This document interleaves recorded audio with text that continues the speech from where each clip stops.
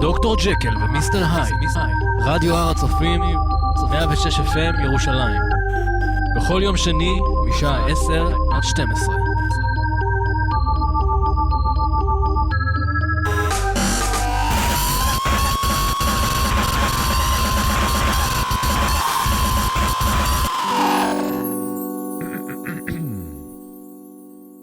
Hey, this is Don Blackstone from Huffer, and you're listening to Jekyll and Hyde. Mouse was out pooping in the grass, sniffing and a digging, man, what a gas. Heard some stamping and a tinkling bell. Cat said, "Mouse, prepare to visit hell." Don't panic before the races run. Don't panic just 'cause you're under the gun. Don't panic before you see the light. Don't panic. No reason to get all the time. Window washer on the 13th floor. Halfway there, we just said 13 more. Heard a snap and saw the rope descend. Voice said, window washer, this is the end. Don't panic. No time to freeze and sniff. Don't panic about a big giant if. Don't panic. Just keep it calm and cool. Don't panic. Nobody likes a screaming fool.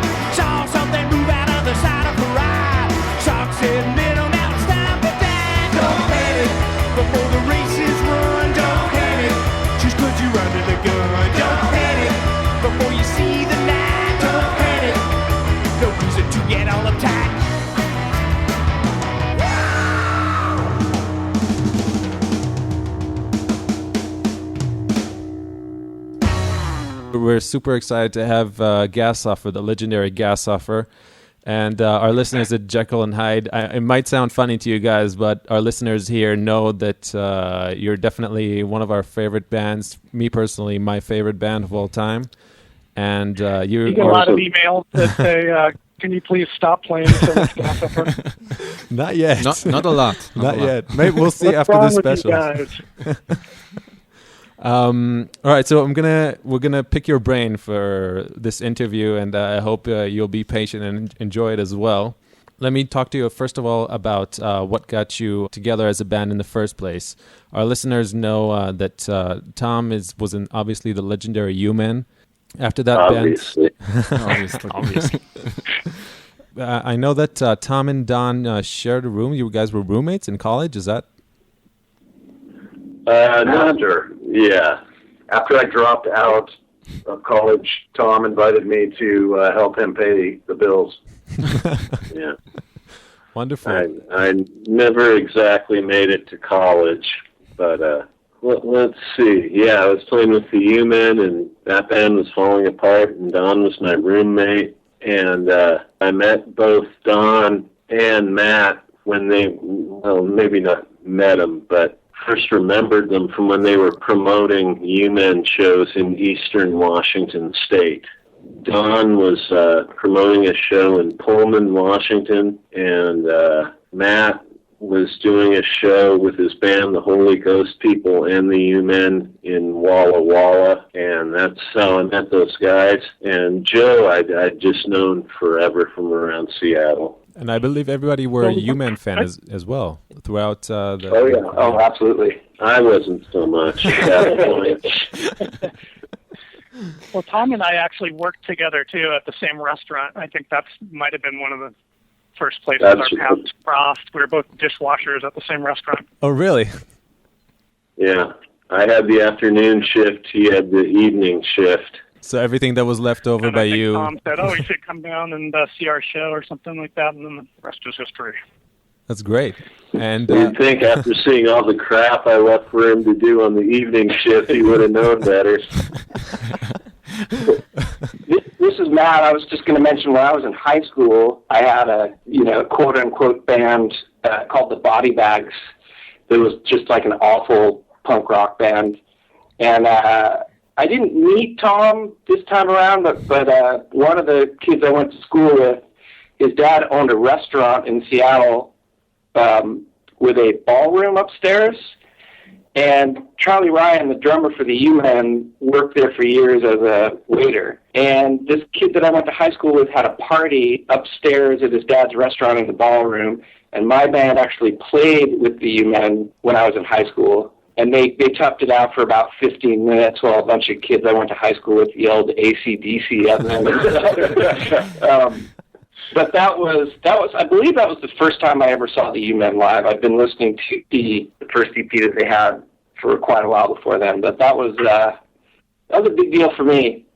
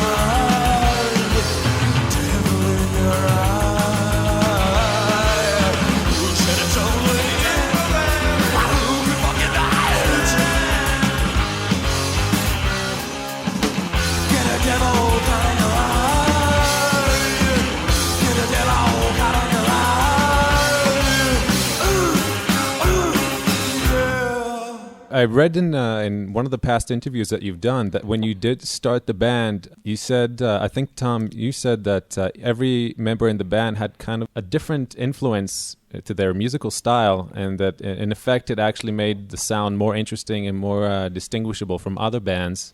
What were your earliest influences? Let's start with Don. Well, I bring the ACDC and the Van Halen and things like that to the table. I grew up on the other side of the lake here in Seattle, which means you're basically the kind of Cro-Magnon, uninformed, hillbilly in the woods kind of guy. So, yeah, that's suburban. Yeah, classic rock. And I'm sorry? Suburban hillbilly. Yeah.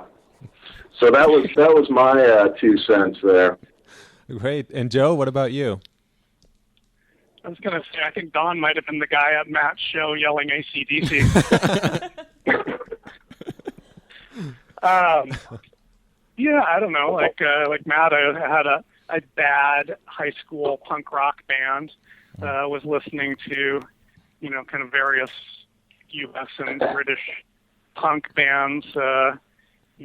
The Damned and the Dead Kennedys, and then also I was listening to a lot of reggae music, just kind of like ska, second wave type of appeal. Listening to a lot of Jamaican stuff, but just kind of that scene that spawned out of the punk slash sort of two-tone scene.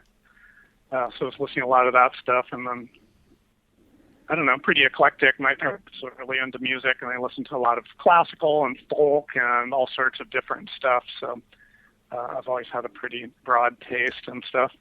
But at the time, I was totally hating on all the, the east side of the lake stuff that Don's talking about, like all the sort of classic rock, even though I listened to a ton of that stuff in junior high, but somehow in high school I decided I needed to shave my head and start listening to punk rock. Listening to Jekyll and Hyde.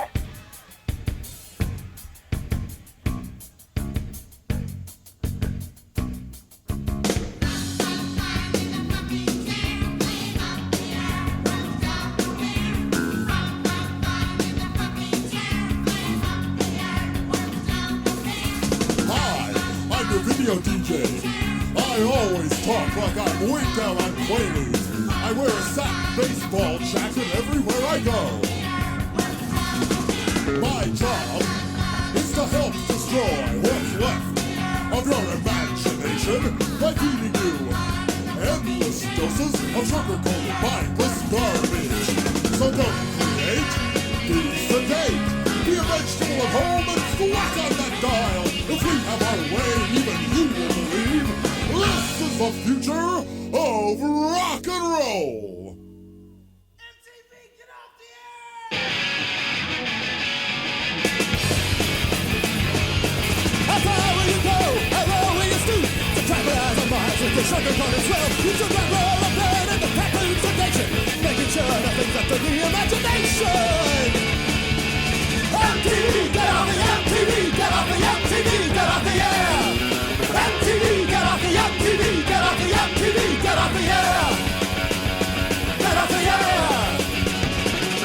See ladies features from the Muppet Show, shake their tits and their dicks as they lip sync on screen. It's something I don't like about a band that always smiles. No attempts at offer some schmuck who doesn't care. MTV, get off the MTV, get off the MTV, get off the air. MTV, get off the MTV, get off the MTV, get off the air! Get off the air! Get off the air! Get off the air!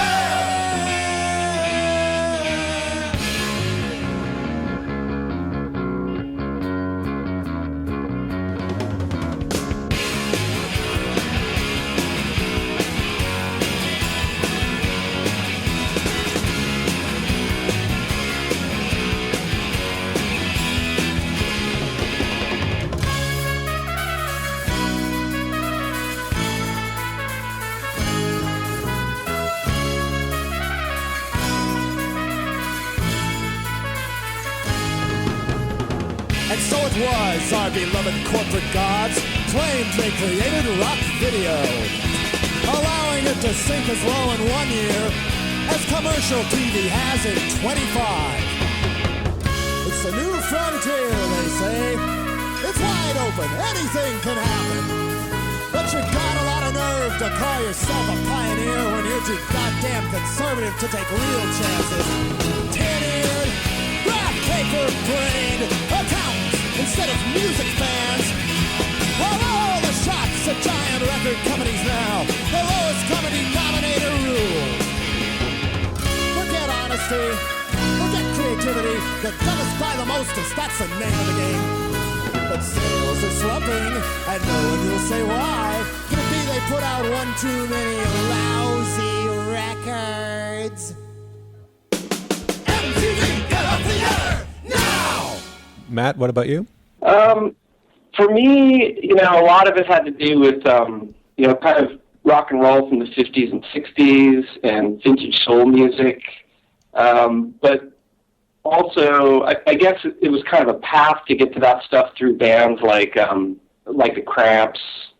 I mean, the kind of revelatory thing for me is that I was going to punk rock shows, but bands like the U-Men and Girl Trouble and the Cramps, discovering the Sonics, for me to kind of to realize that, you could make really cool music that also kind of had some swing to it, like a groove to it. Mm-hmm.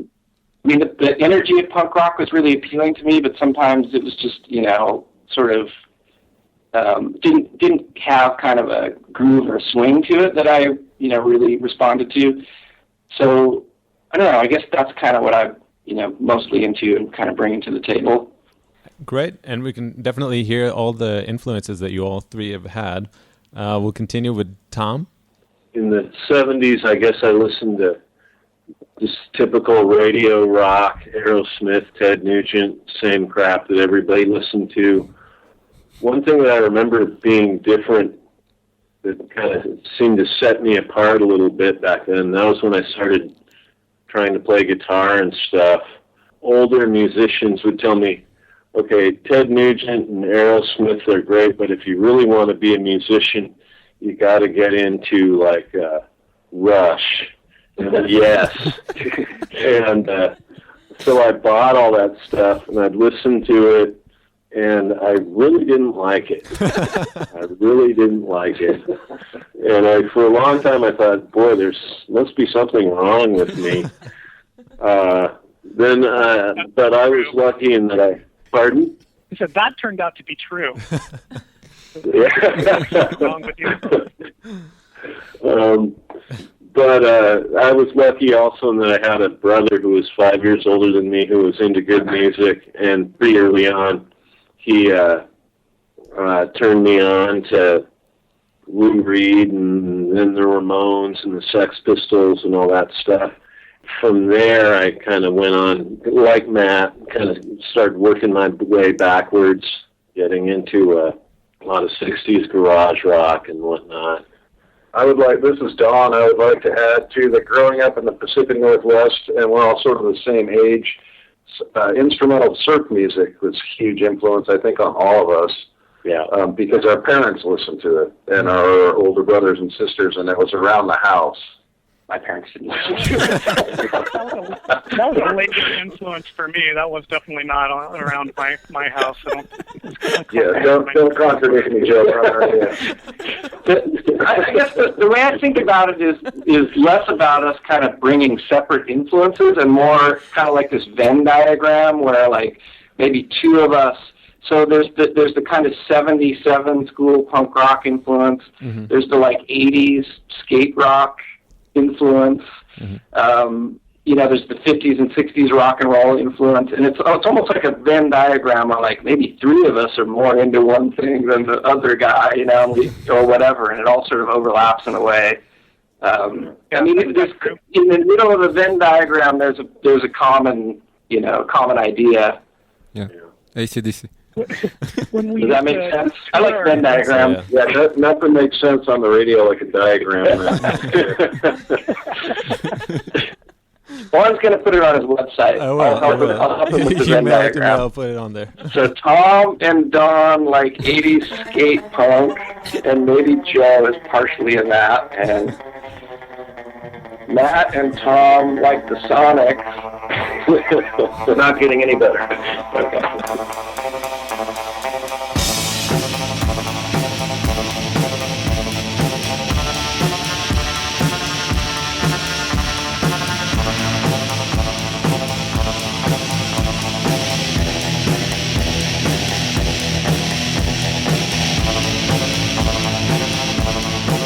When I'm a human fly, I spell L-Y. I say buzz, and it's just because I'm a human fly, and I don't know why. I got 96 tears and 96 eyes. I got a garbage brain that's driving me insane, and I don't like the ride, so push that mess to the side, and baby, I won't care, 'cause baby, I don't scare, 'cause I'm a reborn maggot using gym warfare. Rock.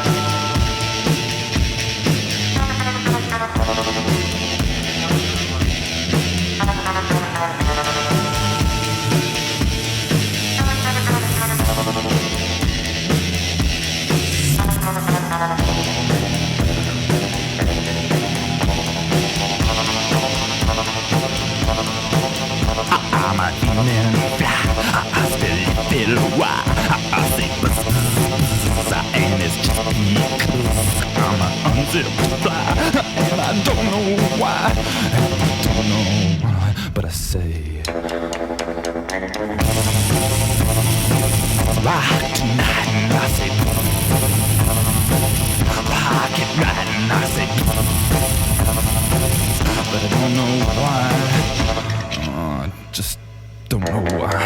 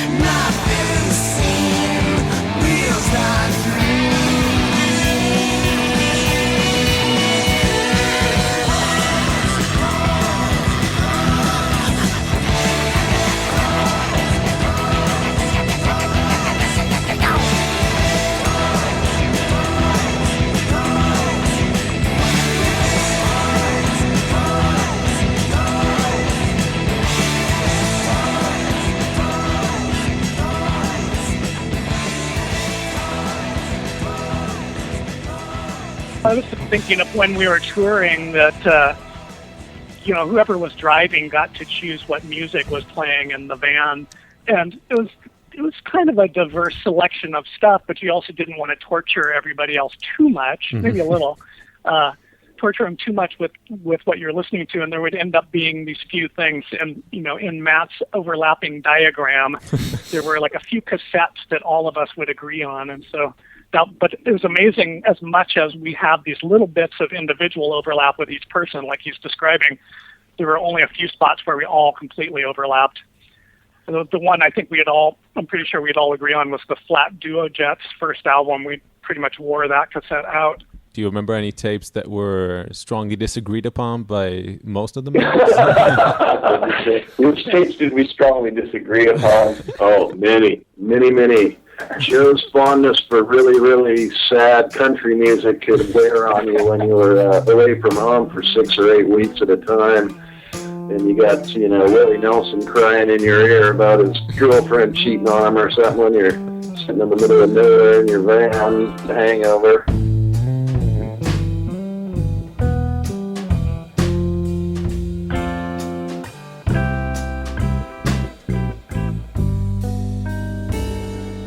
What did it look like when you were 19? In a week you'd be 20.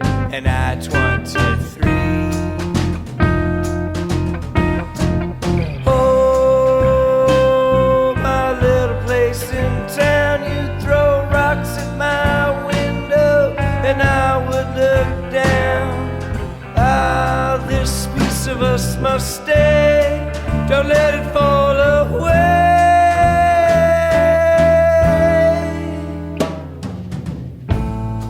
Don't let it fall away.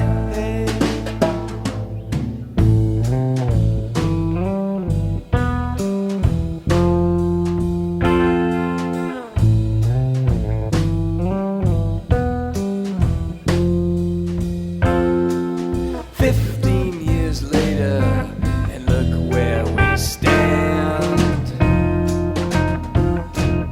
Two lovely daughters, my left and right hand. Oh, they keep us on our feet. Sometimes it's hard to see just where we meet. Ah, this piece of us must stay. Don't let it fall away.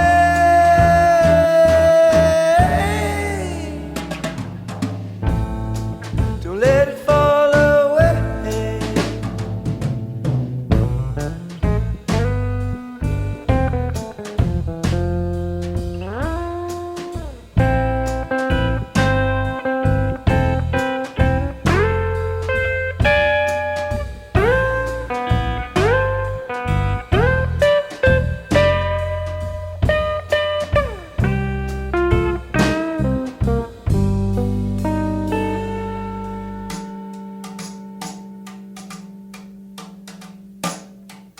Three in the morning, I can't see a thing. But I know that I'm missing a platinum ring. Oh, it must be somewhere near, but the bed sheets are empty. It's far gone, I fear. Ah, this piece of us must stay. Don't let it fall away.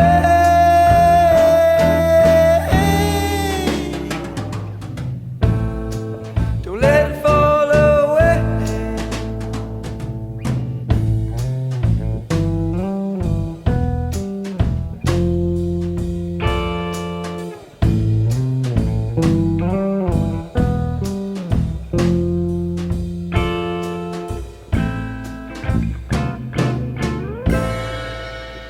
You also illustrated quite a few times in your spectacular comics the time that you spent in the van throughout your touring days. That brings me to the comics, of course, which already came out with the first LP, Janitors of Tomorrow. How did you come up with the idea of putting out a comic book with almost every record?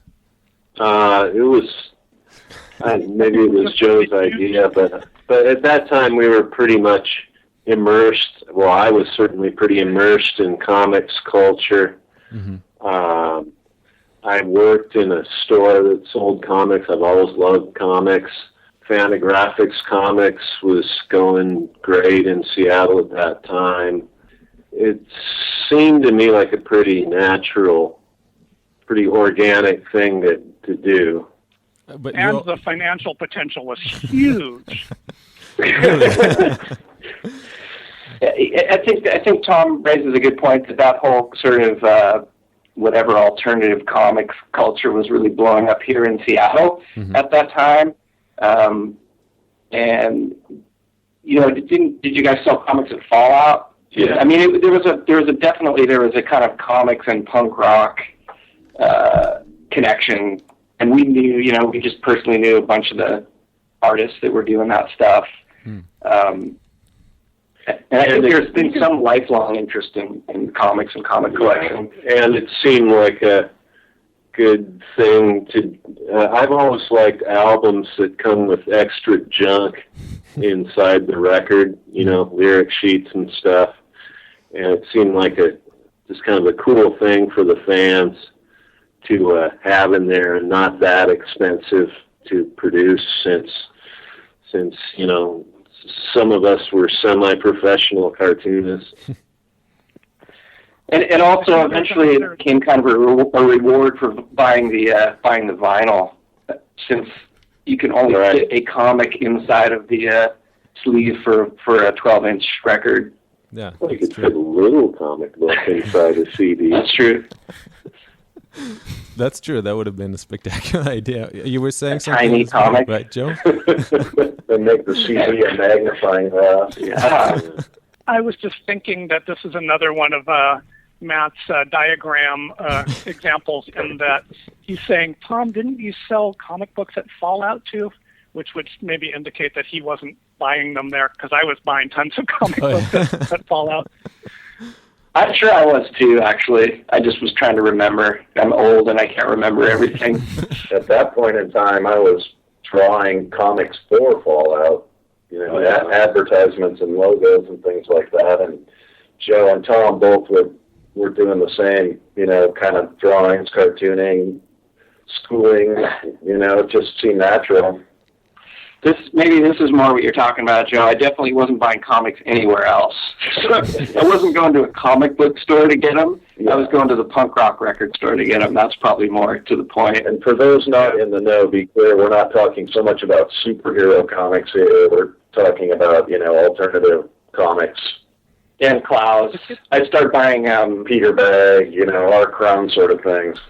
That's really Mad Magazine. They call them graphic novels. Maybe what was that rock and roll's history comic that had the U-Men in it? That was like the one about Soundgarden or something. Oh yeah. And there was a little panel about the U-Men because they quote unquote invented grunge, and it was like the weirdest picture. What they imagined the U-Men to look like. They didn't have a photograph. Yeah, they were working with some vague description of like top hats and lederhosen or something, and it ended up looking like a bunch of like preachers from a Cormac McCarthy novel or something. Are you talking about the Marvel comics? No, it was a company called Revolutionary Comics. They had a series of rock and roll comics. Wow. It was the history of rock and roll. If you ever find it anywhere, there's stuff about like grunge and Soundgarden and Nirvana is hilarious because they're just completely uninformed, and apparently they couldn't find pictures of anybody on the internet. So even though it's a serious attempt at making a comic, it's really, really funny.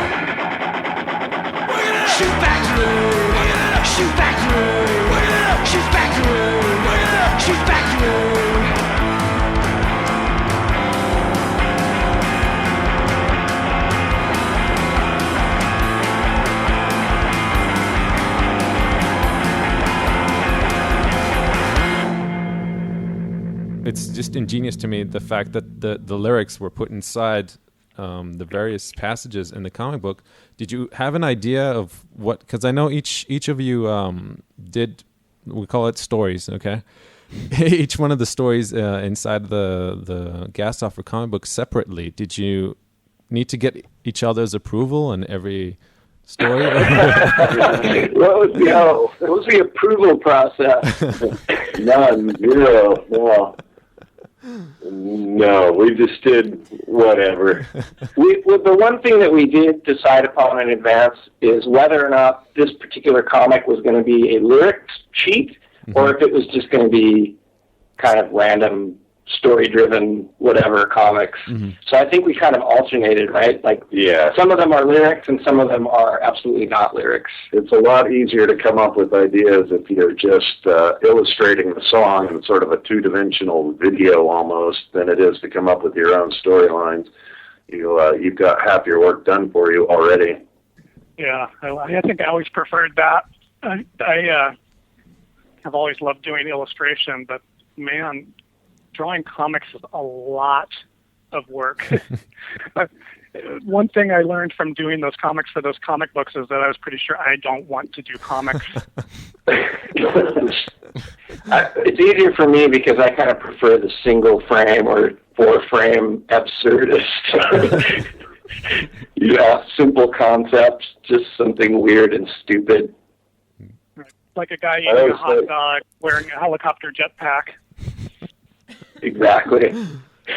I always thought Matt's cartoons explored the most complex ideas, but was able to illustrate them in a simple and direct way that even a child could understand. Yeah, exactly. About a guy eating a hot dog with helicopter jetpack. The can of Viking spray. These pots and pans are piled around my head. That's one good reason to go back to bed. The Brillo pan looks kinda sad, just rusting all alone. Detergent jug is sitting like it's perched upon a throne. And suddenly, as if possessed, I'm charging in upon the great unknown. I'm elbow deep in bacon, grease, and suds. A hurricane of soap and baked on crud. The telephone is screaming out, but I just leave it cold. Too busy churning H2O and prying off the mold. Olympic glory just in reach. When you get home, my middle will be gold. Dishes in their proper places, hoping I'll be in good graces. Halos in the lemon-scented breeze. So I swab, and I rub, and I scrape, and I scrub, and I stack 'em on the drying rack. Behold the clean plate club. If I dove in any deeper, I'd be captain of a sheeting action sub. My hands are wrinkled up like pitted thrones. I'm soaking wet down to the pantaloons. The Brillo pan looks satisfied, relaxing on its own. Detergent jug is sitting like it's perched upon a throne. The sink is draining rapidly, each bubble waits and spirals down the cone.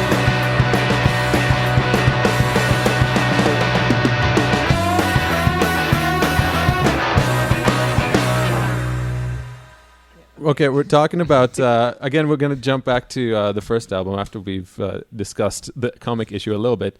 Janitors of Tomorrow came out on Empty Records as well as the record that follows, Integrity. Regarding your first album together, after you put out two singles, you worked with Jack and Dino, who you got to work with again later on. What was the working process like, and what did you expect of your first record when you started working upon it? Do you remember your first expectations of the rock world. You guys, again, to our listeners, you're from Seattle. That's where you were when you recorded this album, and for a long time, and most of you still live there. Was the Seattle explosion, the sort of hype happening back then when you put out the first album? Well, that kind of started it all right then, I think, our album.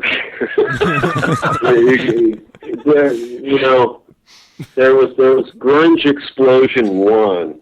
Yeah. Which was more press-based, which was more Mudhoney. Yeah. And then later on, that started to die down, and then all of a sudden there was Grunge Explosion 2, which was more Nirvana. Mm-hmm. We started recording with Jack and Dino when in 1989 or something. And already done the Kings of Rock. Yeah, with him, and we'd already done lots of stuff with him. He wasn't yet the famous grunge producer or anything. He sort of was, but we basically recorded an album. Couldn't really find anyone to put it out, so we just kind of put it all out on singles and compilation cuts and stuff like that. And then we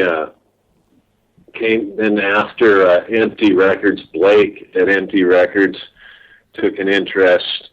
Then we went and recorded the first album for real.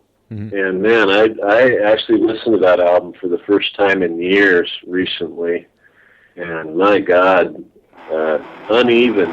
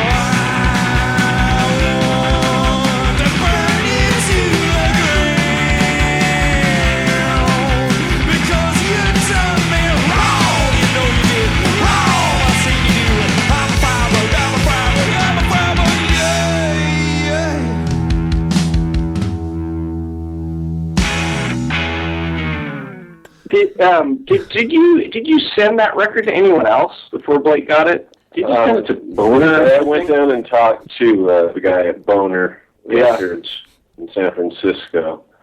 And he was less than enthused. Well, he said he kind of liked it, but when I talked to him, he didn't want to do it. And it wasn't the first LP that Blake put out. Did he have one LP before that, like a Grunt Truck LP? It might have been the second LP for Blake. And they might have had more in Germany, too. I think the earlier stuff was on Musical Tragedies. So this is some context that I was thinking about in terms of like the grunge explosion with a capital G, is that when we went on our first tour in 1991, that record came out, I think, while we were riding in the van. And partway through the tour, we got a tape of Nevermind in a box of T-shirts that our screen printer guy made for us. And every time we came to a club after we got that tape, they were playing Nevermind in the club over the PA, like every club we went to. And so you really started to get the feeling then that something was going on with that record, but it was still kind of TBD what that was going to be, but clearly something big was happening with it. So that record came out, and we went out on our first national tour kind of really very much on the cusp of the whole Nevermind. Well, we were opening for Mudhoney, so we were kind of getting it anyway. And I remember Mudhoney talking to their manager arguing about who between Nirvana and Mudhoney was going to headline at an upcoming festival. And I'm pretty sure that was the last time that conversation took place.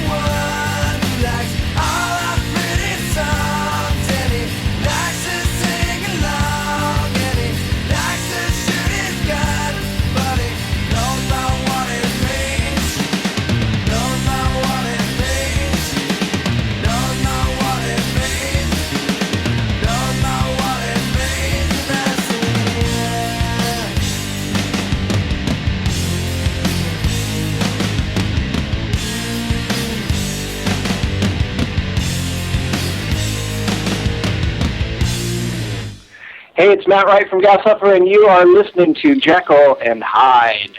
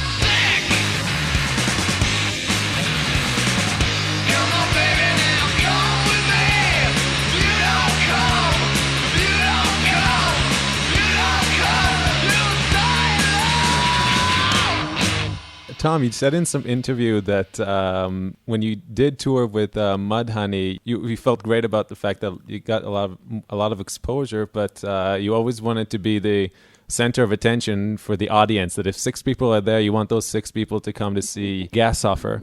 And so, but in the future of the band, and they did, and they did. That's part of our recipe for success. 6 people. Yeah, we're great. Yeah, I've sort of gotten over that, but I've always, I don't know. I guess it's a little hard to explain. I just when you're the opening band and you're opening for a really popular band and you play your heart out, everybody claps politely and then promptly forget you even existed as soon as the headliner comes on. It kind of makes me feel a little bad. I was going to say on that Mudhoney tour, we were in Florida, maybe Orlando or something, and I would always be the person selling the T-shirts after the show and the CDs and whatever. And a guy came up to me and said, "Here, can you sign my CD?" And I was like, "Oh, cool, sure." And he pulled out a Mudhoney CD, and he apparently thought I was Steve Turner. I think Steve and I had kind of a similar length, dark hair and geeky, geeky glasses. Yeah. And the guy was just sure that I was him, and I was like, "I'm not, I'm not in that band." And he's like, "Come on, man, don't be an asshole." But he's like, "Come on, man, sign my CD. I don't see why you're being so mean about it." So finally, I just signed it for him. Did you sign? Like, clearly, as to Tom's point, the guy had no idea that we had even played. Although, Joe, you might find this amusing. Last weekend, Don and I's current band, the Tom Price Desert Classic, did 2 shows opening for Mudhoney For $250. 300. Wow. 300. Deja vu. 350 for show. And we opened for them in I do not Portland. find that amusing. What'd you say? I said, I do not find that amusing. But we were just last Saturday we were opening for Mudhoney in Portland, and after our set, this guy came up to me and said, "That was great, man, but your set was pretty short. Are you guys? I kind of wish you guys would have played Touch Me, I'm Sick." And I told him, "Stick around, pal. You're in for a big surprise." Oh, that was before Mudhoney even played? Yeah. Wow. Triple deja vu. Some things never change. Yeah.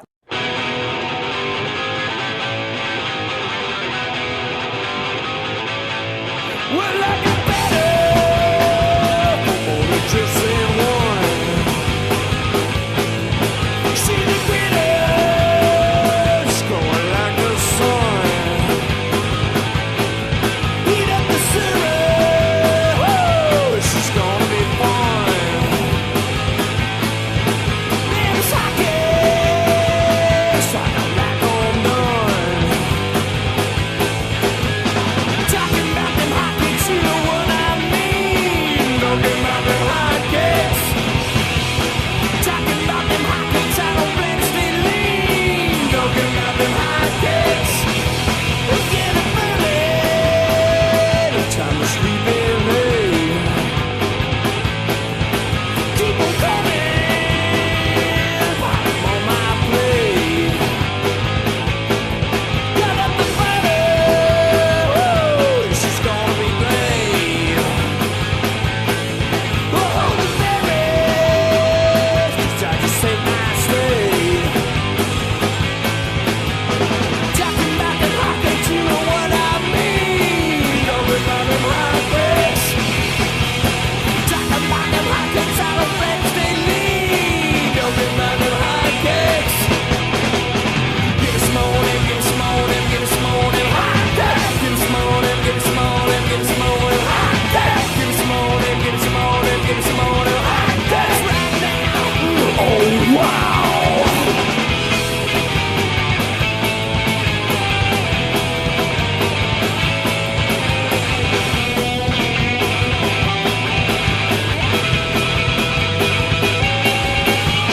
Talking about them hotcakes, you know what I mean. Talking about them hotcakes.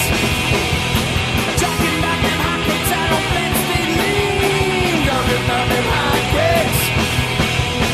Talking about them hotcakes, so it's nothing I've seen. Talking about them hotcakes. Talking about them hotcakes, you know what I mean. Talking about them hotcakes.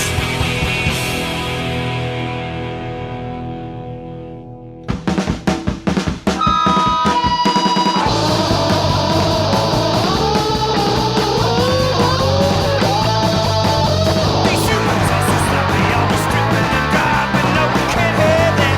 No, we can't have that. The problem is always having ideas. No, we can't have that. No, we can't have that. Release the robots. Constantly getting into something, always heading and hoping. No, we can't have that. No, we can't have that. Daily they're busting out the babies. Yeah, they're spreading like scabies. No, we can't have that. No, we can't have that. Release the robots. Release the robots.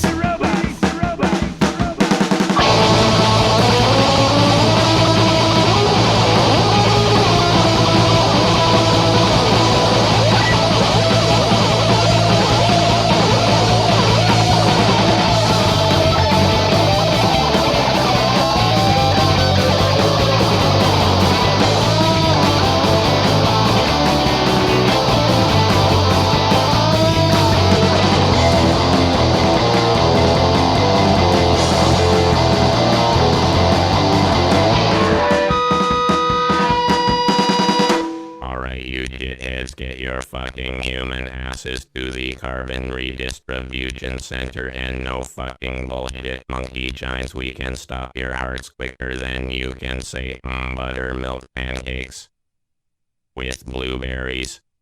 Fuck you, you asshole fuckheads have fucked up for the last time. You are about as useful to us as a goddamn football bat. The only reason we do not fire your asses into the heart of the sun right now is that your bodies contain small amounts of carbon and certain fluids which are of some slight use to us. Fuck you. I was going to back out a little bit, and when Tom was talking about the grunge wave 1 and wave 2, I'm kind of realizing that first tour was right in the valley between the two, right? Because those shows with those were some of Mudhoney's, like, they were really, I think that was Every Good Boy Deserves Fudge, and they were playing some fairly big rooms, and I think for them that was maybe not the peak, but they were definitely like on a major roll there, doing probably as well as they.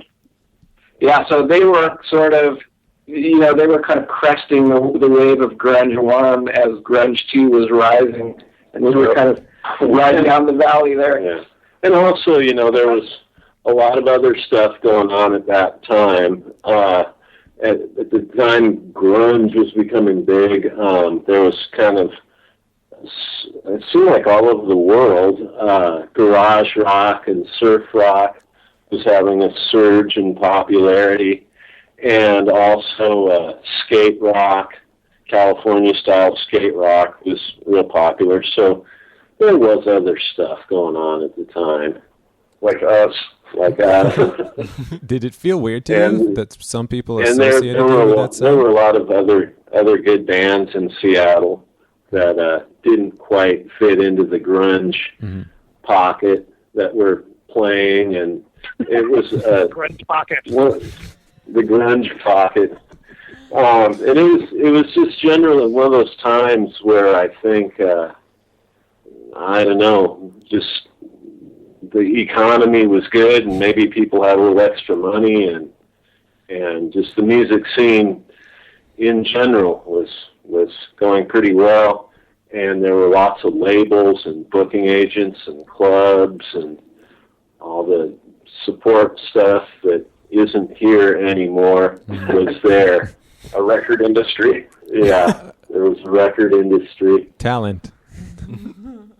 It's pretty funny. Everybody used to complain about the record business, and now it's gone. I guess we won.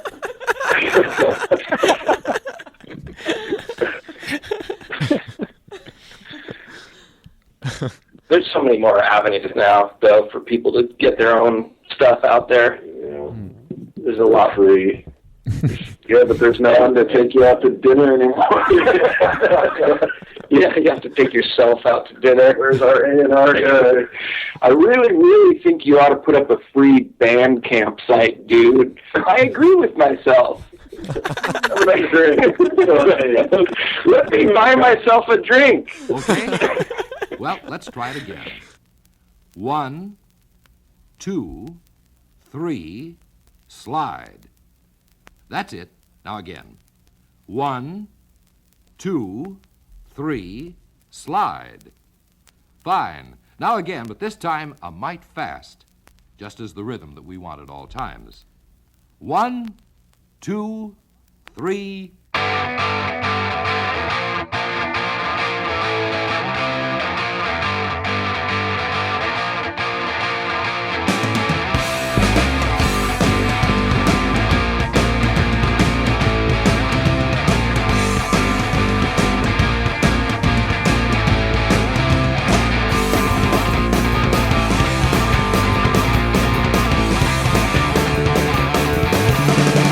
Have you heard the fable?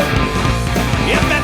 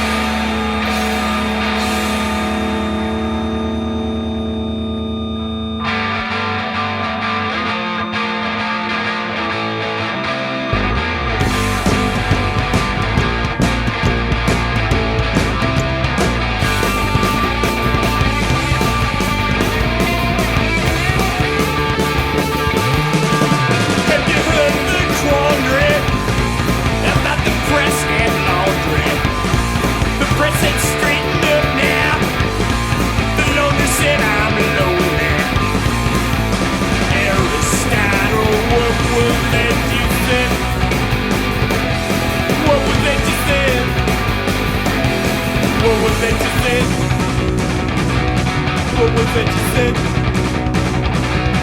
What was that you said?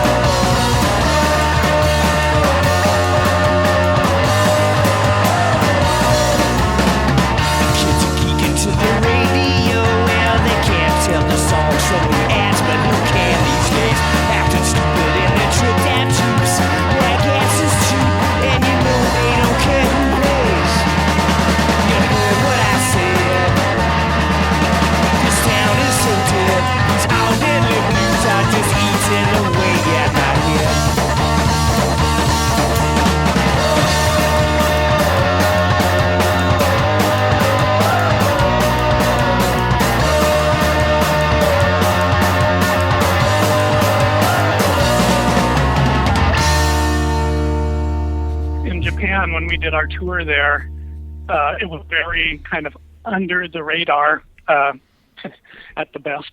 And because we didn't have like official license, we didn't get the correct permits or whatever we were supposed to have to do the tour legally. We just came in as tourists. The label in Japan that was distributing Epitaph was Sony Records, but they didn't really do anything to support the tour because they said, oh, well, because it's not official, we can't officially help you because it's against the rules. But they took us out to this dinner, but it was just kind of, they took us to a restaurant that had, I don't know, it was a very casual restaurant. They brought out lots of little plates, like a little teriyaki, a little bit of sushi, a little bit of various grilled stuff. Anyway, but, that was one of the funny dinners I remember because I just couldn't quite figure out what they thought of us or why they were taking us out or if they felt obligated or I don't know. But one of the things polite. I remember that but I remember they brought out one little plate and it looked a lot like the sternum from chicken breast. Like if you have a whole chicken breast, well, it was, I know. And I was like, God, that looks an awful lot like they took the chicken sternums, put them on skewers and put them on the grill. And so I asked our host, well, what is that? And he's like, it's chicken. And so me being, also wanting to be polite, I was like, oh, okay. And I had one and it's like, I have to try this. And it tasted exactly like I expected to, which is, didn't taste like anything. It tasted like cartilage that had been on the grill. Oh, and putting the whole country of Israel to sleep. All right. I'm gonna edit, don't worry. No, it's kosher. But I just always thought it was like a practical joke. I guess that's what I thought was funny about that. Like, I didn't think anybody would actually eat it. I just felt like... I thought the same thing. Here you go, round eye, eat hearty. Hey, Joe, my daughter has a phrase that's, It's don't yuck my yum. Just because you don't like it doesn't mean it's not good. That's a good one. Yeah. Yeah. It's not weird. It's just different. Exactly. Those New York people. Joe, you Hey, mentioned... you eat all the cartilage you want. Go ahead. Well, I'm not gonna, but they like it. Well, I don't know. Do they?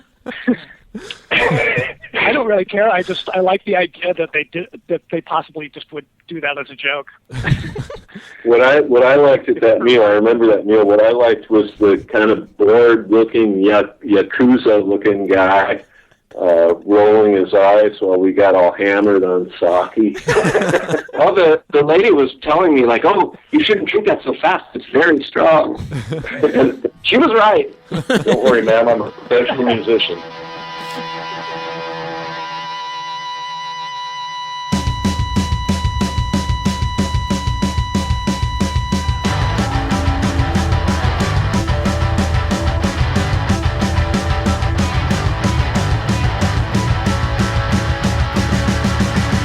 Meet me down at the parking lot before the blacktop gets too hot.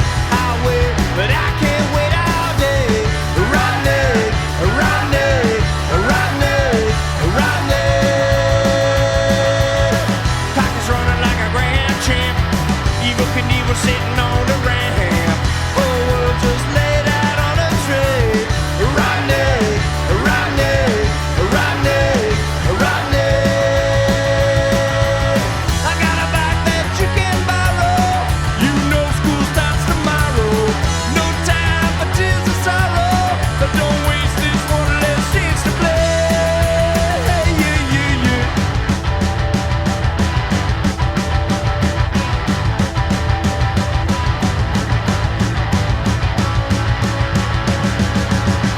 Meet me down by the swimming hole before the water gets too damn cold. Can't sit here till I'm old and gray. Rodney, Rodney, Rodney, Rodney. Come on.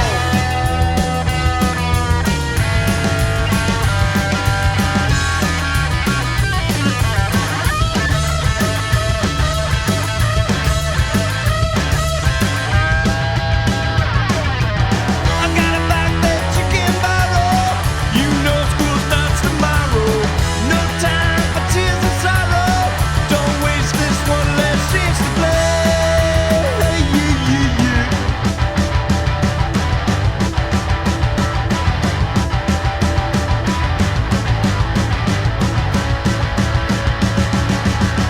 Meet me deep in the woods tonight.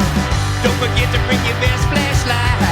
I'll wait, but then I'll have to say, Rodney, Rodney, Rodney, Rodney, Rodney, Rodney, Rodney, Rodney.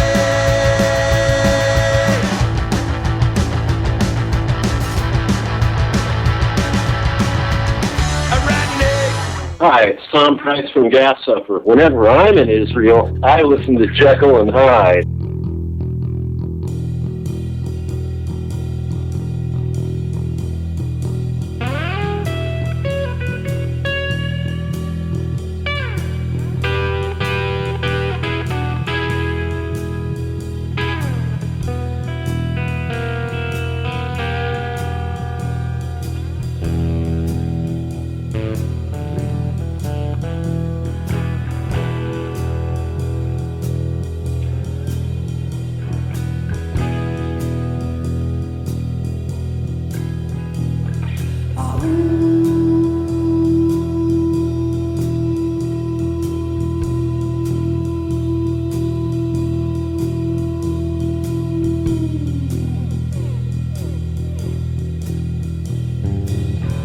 So glad you came to see me as I'm sitting here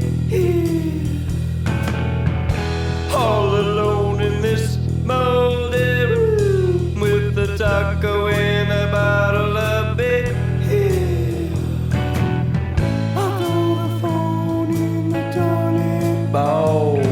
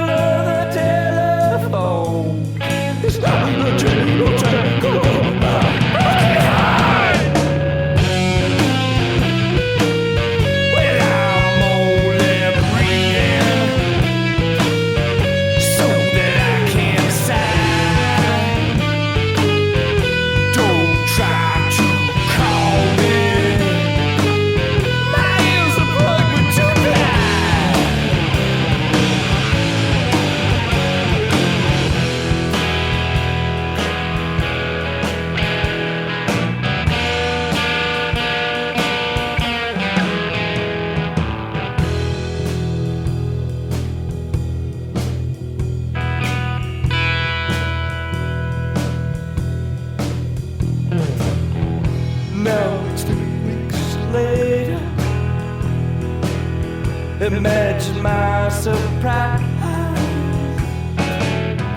still sitting in this clammy chair, greasy locks dangling into my eyes.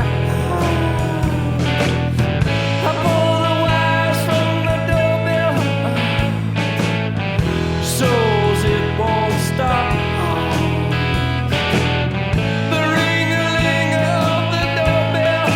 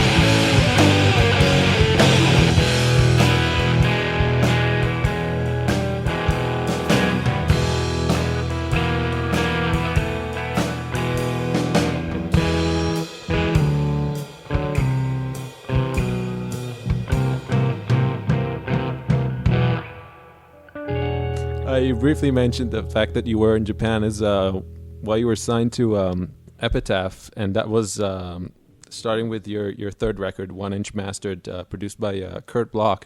And I think that at least sound-wise and exposure-wise, to me, it seemed like a great move for Huffer, especially since that's the way I first heard of you at Epitaph. Did you feel like Epitaph is more of a home for you, being more of a, I guess, punk, familiar with? It was actually kind of a tough decision because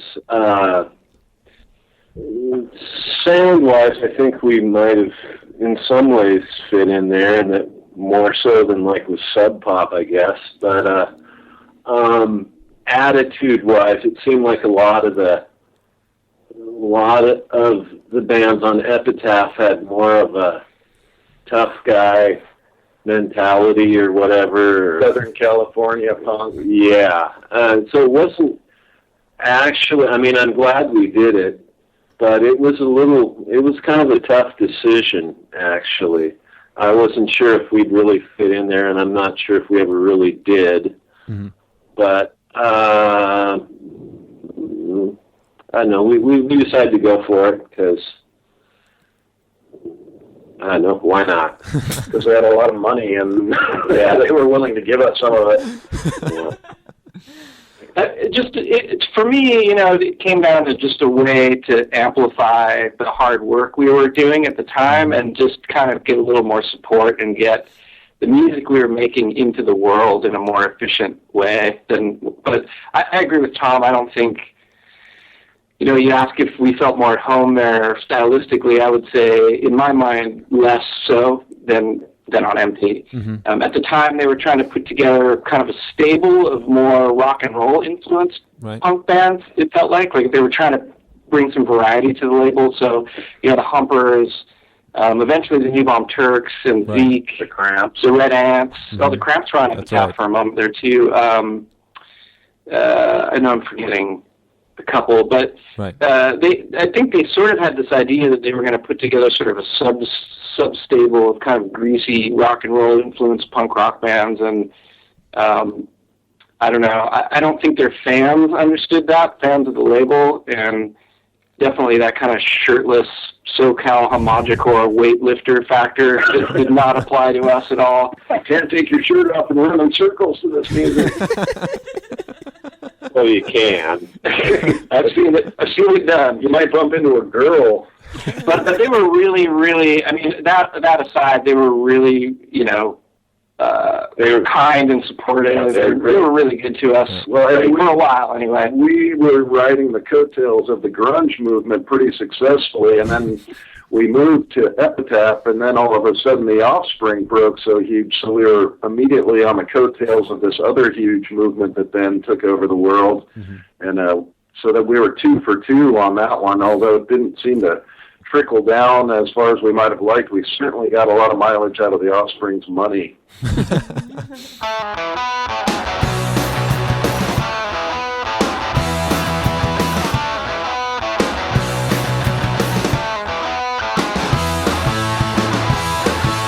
showed me to a ladder with golden rungs. Now I climb it every day.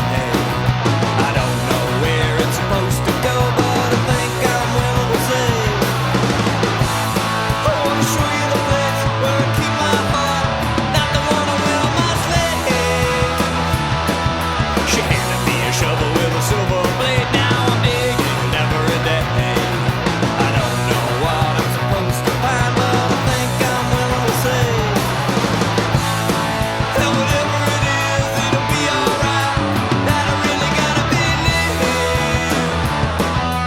in this hardware store. She got just everything I need.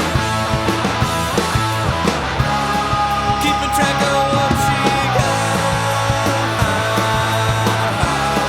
Well, that's the hardest part. She handed me a hammer with a diamond head. Now I'm pounding every day. I don't know what I'm trying to build, but I think I'm willing to say that whatever it is, it'll be okay. And that I really gotta believe.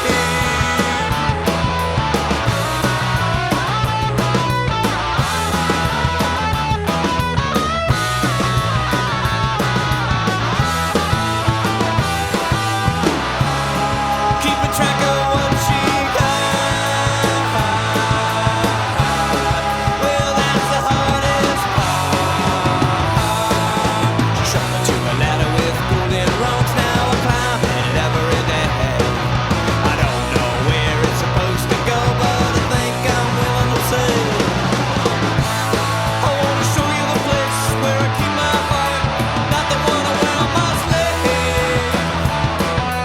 In this hardware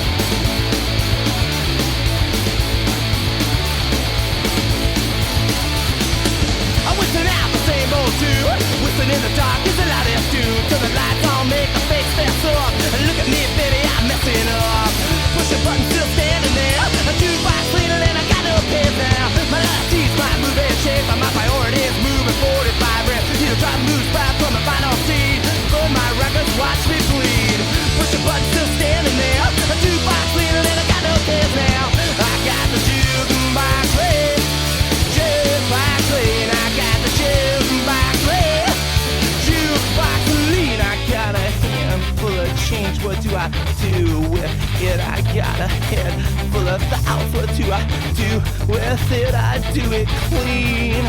I do it clean. I do it clean. I got the jukebox. I got the jukebox playing. I got the jukebox playing. I got the jukebox playing. I got the jukebox playing. I got the juke. I got the juke. I got the jukebox playing. Yeah. Woo.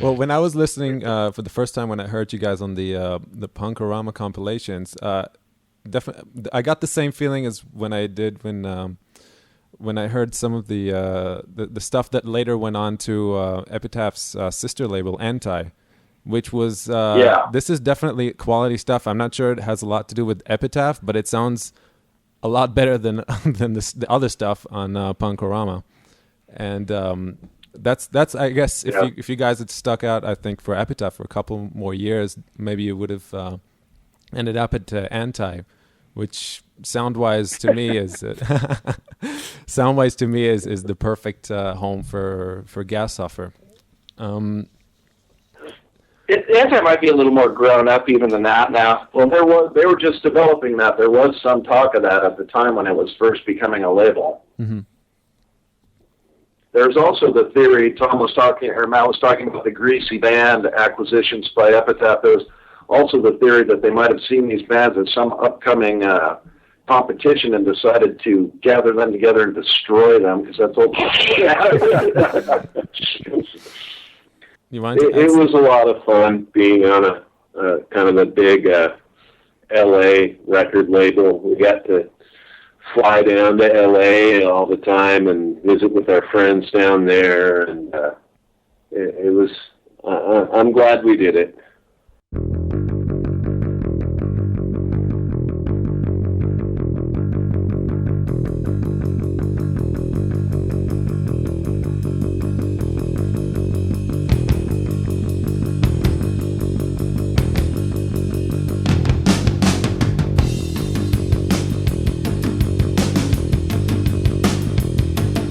Keep on into the night until you start to see the floaters.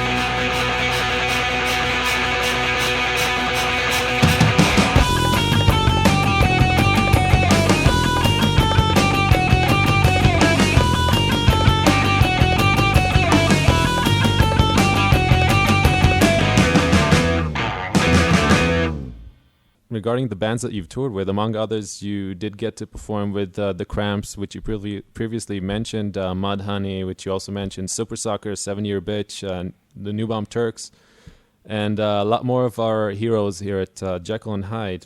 Was there any band that you had the most special time touring with? I know that you guys have kind of a special bond with Mudhoney members, with Monkey Wrench and one band that we toured with a lot and really liked a lot was a kind of a mod punk band from San Jose called the Odd Numbers.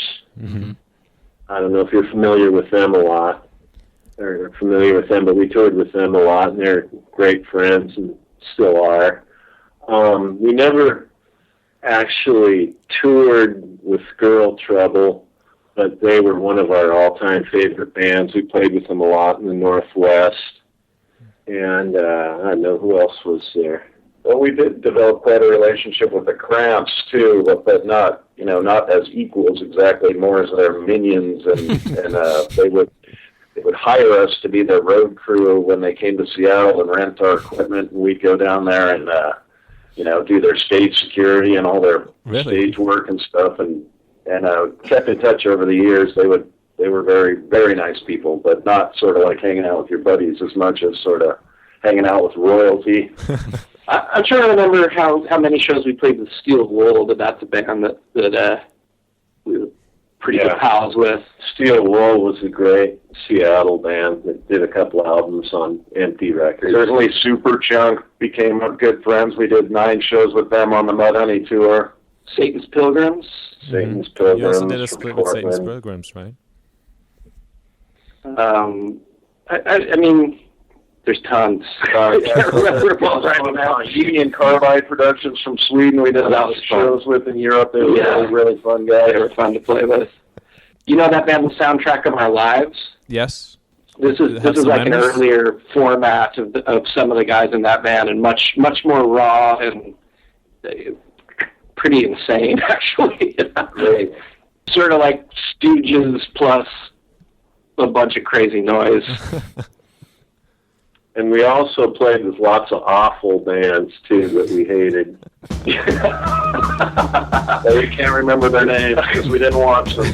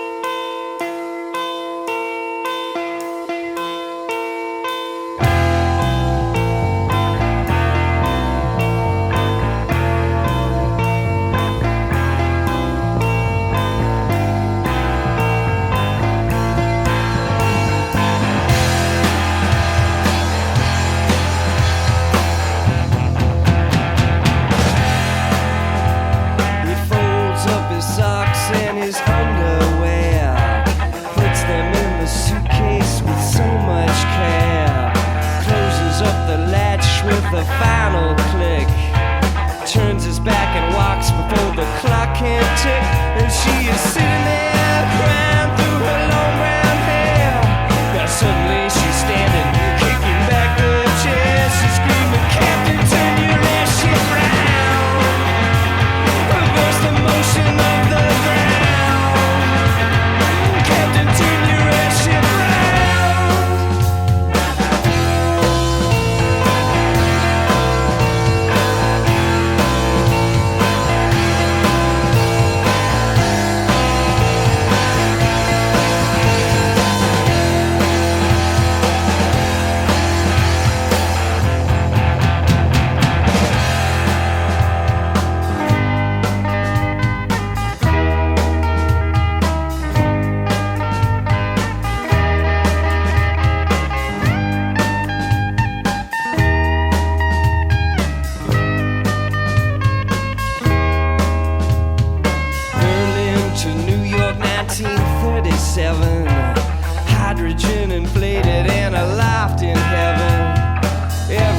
started drinking so